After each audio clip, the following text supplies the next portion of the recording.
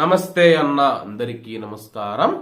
కువైట్లో శనివారం డిసెంబర్ 21వ తేదీన భారత ప్రధానమంత్రి నరేంద్ర మోడీ గారు పర్యటించనున్న విషయం అందరికీ తెలిసిందే. అలాగే ఈ యొక్క విషయం గురించి కువైట్లోని మీడియా ఏదైతే ఉందో బాగా గొప్పగా రాయడం జరిగింది.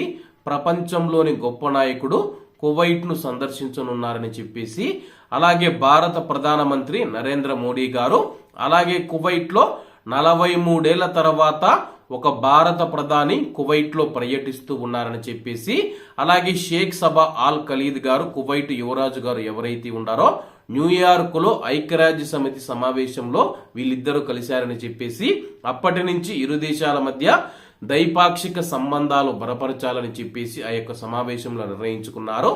అలాగే ఈ నెల 2, 3వ తేదీలలో కువైట్ విదేశాంగ మంత్రి గారు భారతదేశంలో పర్యటించి కువైట్ కు రావాల్సిందిగా భారత ప్రధానమంత్రి నరేంద్ర మోడీ గారికి ఆహ్వానం అందించడం జరిగింది. అలాగే కువైట్ ఆహ్వానం మేరకు భారత ప్రధానమంత్రి నరేంద్ర మోడీ గారు ప్రస్తుతం శనివారం మరియు ఆదివారాలలో కువైట్ లో పర్యటించనున్నారని చెప్పి వార్తలు వస్తూ ఉన్నాయి. ప్రపంచంలోని బలమైన నాయకుడని చెప్పేసి, ప్రపంచంలోని బలమైన నాయకుడు కువైట్ కు వస్తూ ఉన్నందుకు చాలా సంతోషంగా ఉంది.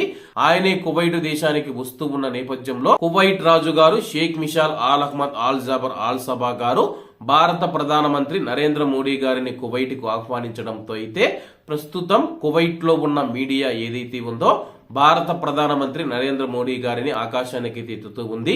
ప్రపంచంలోని బలమైన నాయకుడని చెప్పేసి, ప్రపంచంలోని బలమైన నాయకుడు కువైట్ కు వస్తూ ఉన్నందుకు చాలా సంతోషంగా ఉంది. అలాగే కువైట్ మరియు ఇండియా మధ్య ద్వైపాక్షిక సంబంధాలు, స్నేహపూర్వక సంబంధాలు మరింత బలపడతాయని చెప్పేసి ప్రస్తుతం అయితే కథనాలు ప్రచురిస్తూ ఉన్నాయి.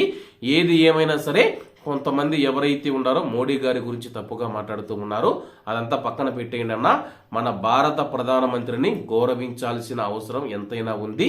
భారతీయ పౌరుడైన ప్రతి ఒక్కరి మీద ఉంటుంది. ఎందుకంటే ఆయన భారత ప్రధానమంత్రి అన్నమాట. ఆయన ఏది ఏమనేది పక్కన పెట్టేస్తే కానీ మనము భారత ప్రధానమంత్రి పదవికైనా సరే మనం గౌరవించాల్సి ఉంటుంది. కాబట్టి కువైట్ లో ఉన్న 10 లక్షల మంది భారతీయులు ఎవరైతే ఉన్నారో కువైట్ కు నరేంద్ర మోడీ గారు వస్తూ ఉన్న నేపథ్యంలో మీ యొక్క అభిప్రాయాలను కామెంట్ రూపంలో తెలియజేయాలని కోరుకుంటూ, అందరూ బాగుండాలి, అందులో మనం ఉండాలి. అందరికీ నమస్తే అన్న. జై హింద్.